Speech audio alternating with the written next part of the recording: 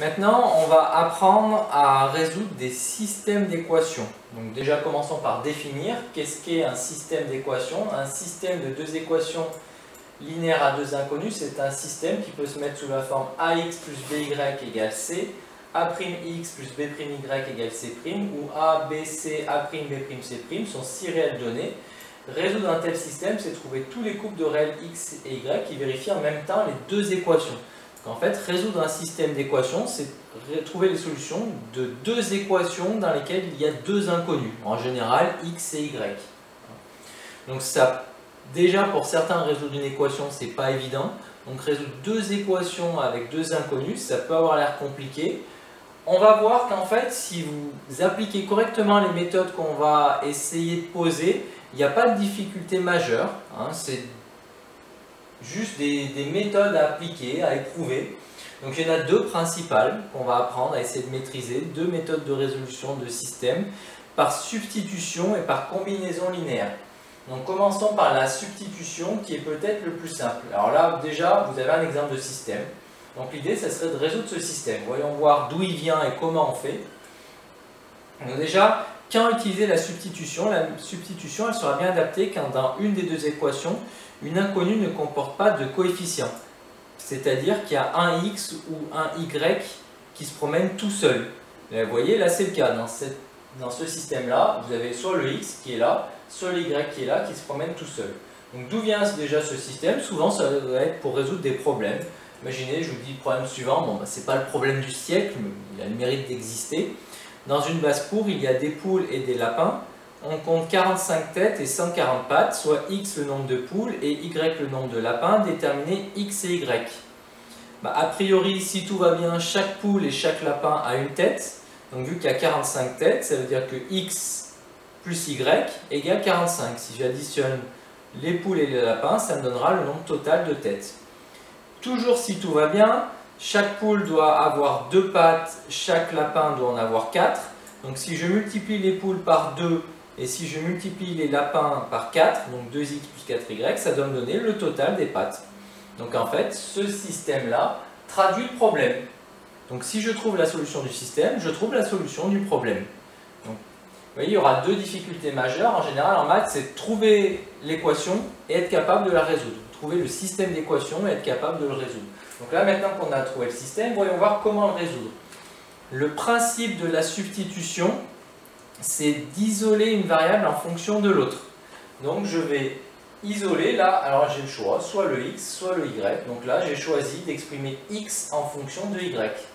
C'est-à-dire que j'enlève y, et ma première ligne, elle devient x égale 45 moins y. Vous voyez, j'ai réécrit mon système, la deuxième ligne, je ne l'ai pas touchée. La première, j'ai enlevé y, donc x égale 45 moins y. Maintenant que j'ai fait ça, on va remplacer ou substituer, d'où le nom de la méthode, dans l'équation numéro 2, y par cette expression, ou plutôt x par cette expression.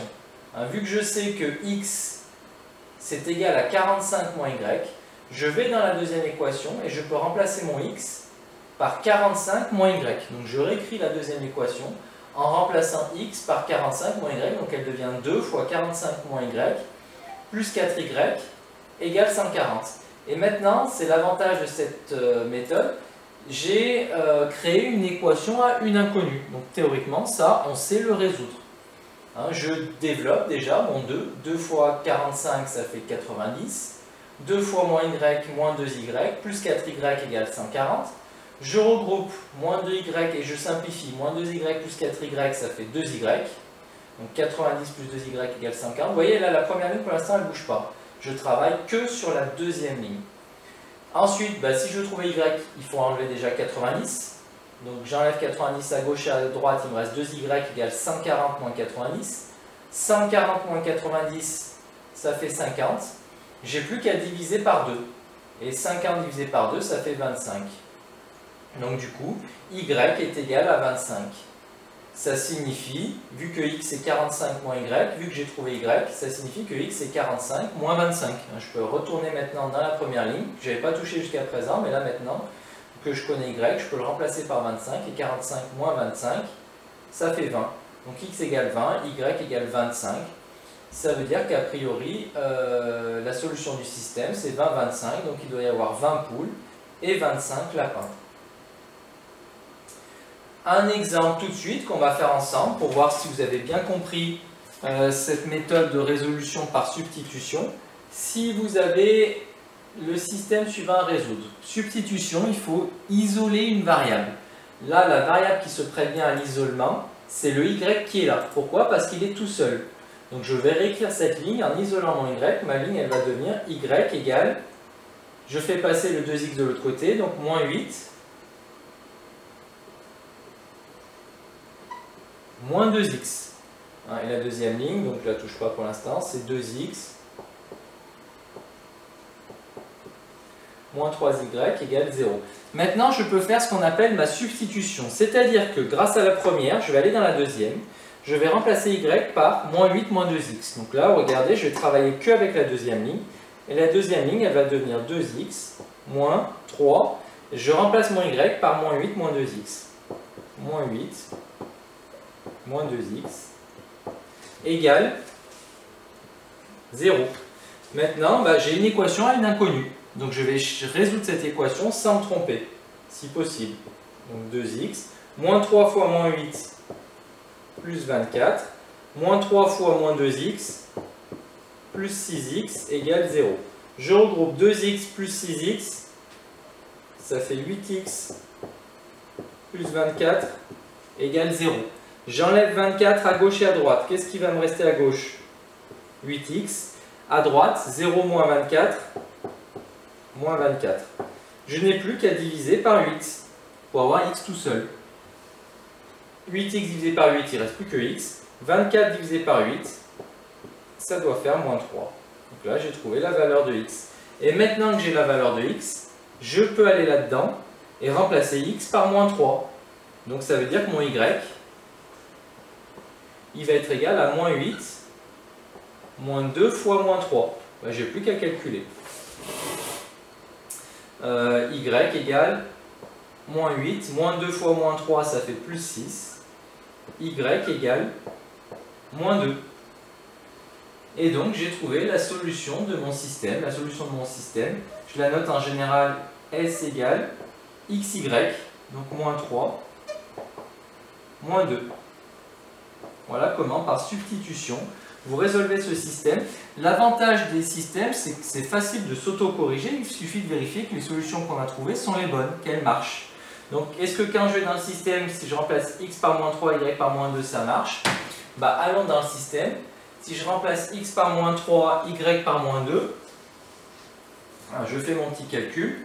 Première équation, ça fera 2 fois moins 3 et y par moins 2 plus moins 2. Je vais bien l'écrire. Ça fait moins 6 moins 2. C'est bien égal à moins 8. Donc la première équation, elle marche.